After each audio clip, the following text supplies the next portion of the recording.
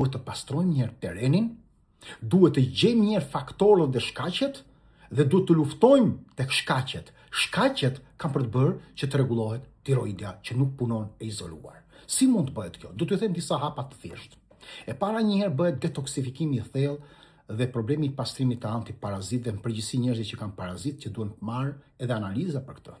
Fillohet me gurin vulkanik zeolit për të nxjerrë metalet e rënda. Përdoret fara e zezë, që është një imunomodulator i shkëlqyer i sistemit imunitar dhe heq mërkurin, plumbin, lufton dhe bakteret. Vendoset vaj i rigonit, vendoset çaj i pelinit, çaj i lëkurës së shegët, farat e papas apo farat e kumullit, pa për të bërë një pastrim të infeksioneve të shferuar dhe parazitëve. Kjo duhet parë një herë, do të shikuar që kemi kandida apo jo, dhe pastaj pasi i shikojmë to, do fillojmë dietën e shërimit që quhet shërimi të zorës, dieta ose protokolli, më saktë protokolli GAPS. Protokolli GAPS është një dietë shumë terapeutike, e ndërtuar nga një doktoresh, Natasha Campbell. Ajo krijoi një filozofi në një parim, shërimi trupit, trurit dhe sistemit imunitar dhe çdo organi fillon nga zora. Dhe ajo e ndau në dy pjesë këtë. E ndau më pas të specializuar, qetësimi dhe mund të themi filozofia e saj ishte rregullimi i problemeve psikologjike, pra problemi i depresionit, ankthit, qetësisë mendore, që punonte kjo dietë, dhe pastaj në problemin e sindromës zorës së irrituar, problemeve të inflamacionit të zorës dembele etj. Pse lidhet dieta GAPS me Hashimoton? Sepse në mjekësinë holistike nuk mundet të pastrosh ose të fillosh problemet me Hashimoton për ta kuruar pa rregulluar problemin me zorën, me jashtëqitjen.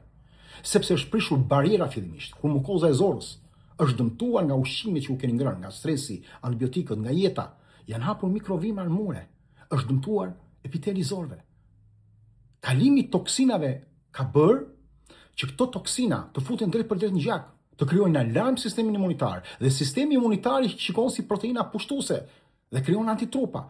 Te kjo dietë nderuar, duhet patjetër që të përjashtohet gluteni, sheqerat, vajrat industrial, duhet marrët më shumë asparag, avokado, panxar, brokoli, lakër brukseli, këto të zira brokolit, pra më mirë do ishte lëngje jeshile jetëdhënëse, kastravec, lakër, karot, proteina të mira si bishtajoret gatuara, rigoni, piperi, xhinxheri i hudhur, pra erzat, cerebela dhe të tjerat.